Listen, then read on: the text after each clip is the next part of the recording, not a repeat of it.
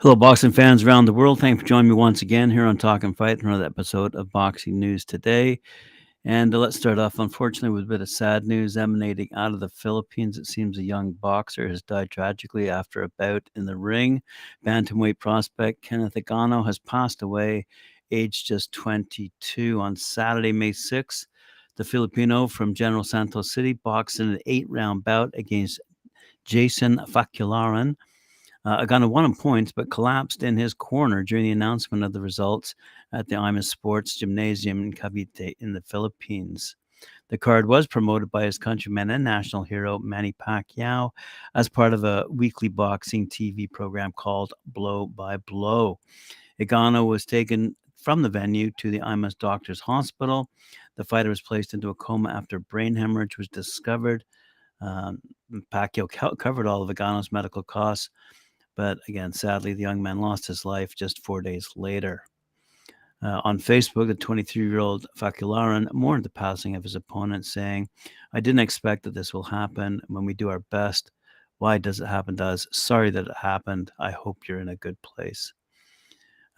In the Philippines, the Games and Amusements Board, who oversee the professional sport of boxing in the Philippines, released a statement saying the entire Games and Amusements Board GAB agency mourns the passing of professional boxer Kenneth Agano. Our condolences go out to Kenneth's family, relatives, and friends. May his soul rest in peace. Indeed. And on that note, we're going to fly over to Rolly Romero, who is thankful that the testing process prevented him from fighting an opponent Saturday night who used a banned substance. Romero believes boxing has a long way to go, though, before his sport is anything resembling clean. I know a lot of these people are on that shit, Romero said in his interview. He said, "I ain't that kind of person to name names, but a lot of those MF mother, on that shite. I think it's effing disgusting. It takes away from boxing being legit. It's sad." The 28-year-old was supposed to battle Alberto Puello for the WBA super lightweight title at the Cosmopolitan of Las Vegas. Puello, who was 31-0 at the time, 10-0, a southpaw from the Dominican Republic, was removed from their fight after he'd been rendered the WBA champion in recess because he failed for clomiphene in a performance-enhancing drug test. The fifth-ranked Romero, who is now 14-1, 12 knockouts, will instead face Venezuela's Ismael Barroso, who we mentioned the other day, the WBA's mandatory challenger, in a 12-round fight for the WBA's vacant 140-pound championship. Puello likely will be stripped of the WBA super lightweight title if his B sample comes back positive for clomiphene, and he's scheduled for a hearing with the Nevada State Athletic Commission very shortly next week, as a matter of fact. Clomiphene, by the way, is also the banned substance for which Conor Benn tested positive prior to his October 8th fight, which was canceled, against British rival Chris Eubank Jr.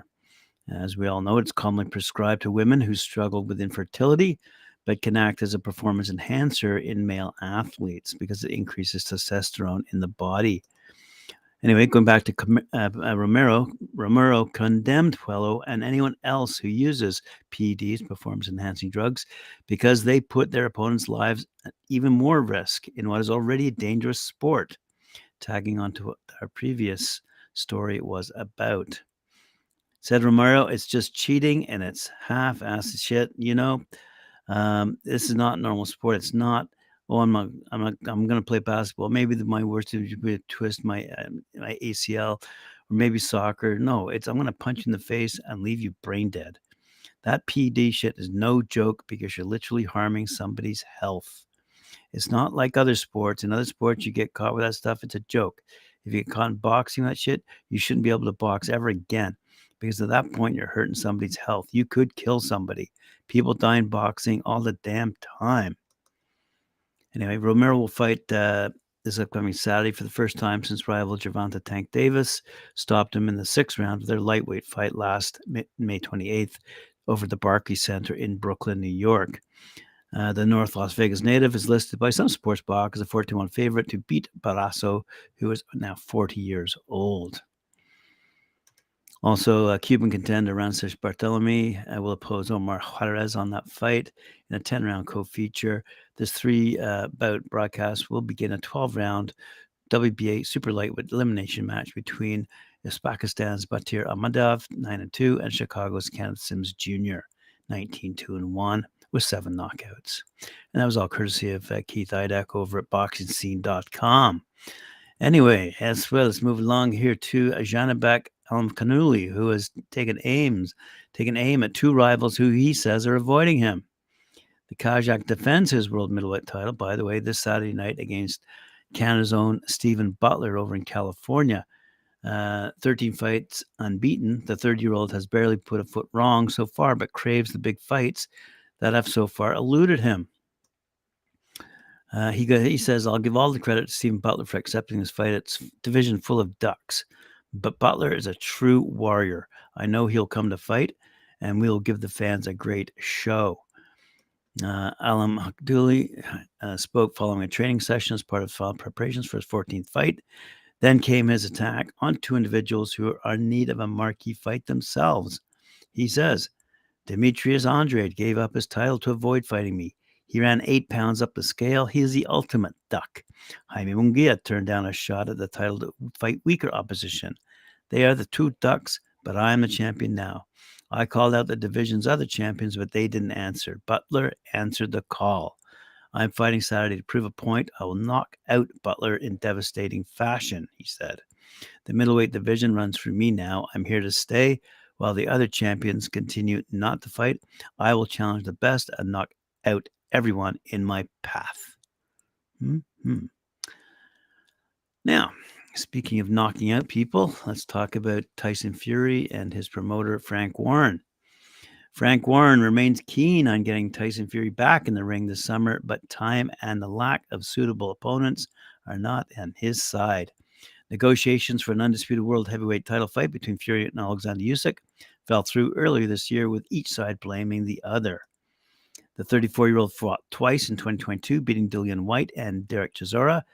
Warren is working on who the 35th opponent will be for Fury, but options appear thin. Warren said that Andy Ruiz has been ruled out due to financial demands, while other potential options are tied up. Zhilong Zhang is contractually obligated to fight Joe Joyce again, and Daniel Dubois is hoping to finalize a fight against Alexander Usyk. He said, I want him, that's Fury, out. Whatever happens, and get back in the swing of things. It's just a bloody shame we wasted so much time on that Usyk fight. The problem, said Warren, we've got ones who want the gut. The problem we've got is the ones we wanted are all fighting. The Zhang fight, Joe Joyce, I wouldn't have gone with Joe next. He'll have got to get a win first, and obviously Daniel. We'll have to look around and see what's available. He has a contractual fight with respect to Zhang. To do that, that's his call, so there's nothing we do about that. With respect to Joe Joyce taking on Zhang after being stopped in 6 rounds first time around, he suffered a real bad eye injury, as you know. He was getting caught. He hadn't fought a southpaw in a long time, and he came in lighter than he normally does. He does get caught in fights. We've seen that. It's nothing unusual, but he gets caught often, and I thought he struggled for a bit with the southpaw style. He's 38 years of age. He thinks he can correct what he did. We're going to find out when they get in the ring. Anyway, due to Fury's popularity and the success of his last 2 fights at Wembley, there were plans to get the Gypsy King back in front of 80,000 people once again this summer, but time is running out. Concluded Warren, I don't know yet because we're getting very close to summer. That's part of the problem, but we will get him out. And that's courtesy of Sean Brown over at Boxing News Online. Alrighty, one of my favorite boxing reporters, Charles Brunn, has this to say in BoxingNews24.com. Promoter Eddie Hearn says he wants to match his recent signee, 2020 Olympic gold medalist Andy Cruz, against Keyshawn Davis in his professional debut in July. Hearn is confident that 27-year-old Andy Cruz would immediately defeat the top-ranked promoted 24-year-old Keyshawn Davis. He's 8-0, 6 knockouts. In the amateur ranks, Cruz beat the younger Keyshawn 4 times, but they were boring fights involving a lot of movement and single hit-and-run shots from Andy. It could be a mistake for Cruz to be rushed into a fight with the guy who has Keyshawn's power, because his style is more suited to the pro ranks than the Cuban fighter. If Cruz were the great talent that Hearn thinks he is, he would have been snatched up by Top Rank. Cruz is a light puncher, fights more like Devin Haney, but he uses more movement and doesn't clinch nonstop the way he does. With Cruz, he throws a single shot, then retreats to avoid getting hit in return. Cruz's style is more like a fencer than a boxer. Andy's game is designed to score points in the amateur ranks, and he doesn't have a professional style and likely never will. Hearn would have been better off signing Robeisy Ramirez when he came out of Cuba, because he was much better talent than Cruz. There's no comparison. Robeisy is the guy that beat Shakur Stevenson in the 2016 Olympics and had him in tears. Robeisy is much more entertaining to watch than Cruz. Andy Cruz is an unbelievable signing. It looks like Andy Cruz will debut on the Alicia Baumgartner card in July, said Eddie Hearn. So it's very, very exciting times. What I was saying was I would honestly put him in with anyone at 135 pounds. Obviously, it would be very difficult to get it done, but I would like him to debut against Keyshawn Davis. Hearn said he'll get Andy Cruz. Hearn will get Andy. Okay, it says the author. Sorry, the author says Hearn will get Andy Cruz beaten if he matches him too tough by putting him in with Keyshawn, Shakur Stevenson, or Gervonta Davis. Those guys are better fighters. And this writer remembers watching Andy Cruz fight this guy from Kazakhstan in the amateur ranks. The Kazakh fighter was punching holes through Cruz and had him in total distress, running like mad with a look of terror on his face. Cruz was out of his league in that fight. That was when this writer realized Cruz wasn't suited for the pro game, because he was getting worked over and nothing to keep his opponent off him. I know Hugh Cruz won 4-0 in the 2020 Olympic finals, but Keyshawn is a beautiful fighter, said Hearn. Maybe that's one for 2 or 3 fights time, but that fight is a brilliant contest, and I would take it now. 1,000,000%, said Hearn when asked if he would make the fight with Keyshawn as Andy Cruz's pro debut opponent. Let's wait and see. Well, boxing fans, that about does it for today. Thank you very much. Appreciate you joining me. Remember to like, share, subscribe, hit that notification bell. We'll see you later on at 4 p.m. when I join Mike Orr and Cedric Ben for their show, Knuckle Up. Thank you.